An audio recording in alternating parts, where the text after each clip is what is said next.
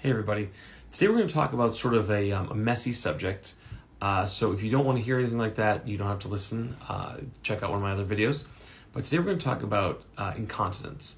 So there's fecal incontinence and urinary incontinence. And what you got to know about this is that as people get older, and I know we've talked about dementia here before, but definitely with those kinds of issues, there comes a time when maybe they won't be able to hold it in anymore. Either way. And there's plenty of reasons why this happens. Some people will tell you that actually if they laugh too hard, they might pee a little bit. Some older people might know what that's about. But in these cases, many times they will have to put on a diaper or a brief, as it's called in a lot of places. And for you as the caregiver, you'll want to make sure that this is a quick and easy process. Now, for people who've had children and who have changed children's diapers, you know that it can be people can squirm, people aren't quite done peeing yet maybe, and there's still stuff coming out.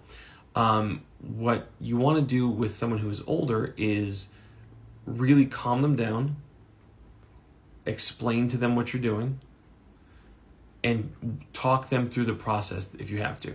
Because some people will feel very exposed and very upset. Because there may be a lot of cleaning that needs to be done. So obviously with urinary incontinence, what you have is pee that's in this diaper. And like many things, all you have to do is take it off and clean them a little bit with some wet wipes and things like that. And they'll be good to go and you can put a new one on. Fecal incontinence is a little bit different. You're going to have to take the diaper off, make sure that you're disposing of it properly because it may contain stuff that you don't want around.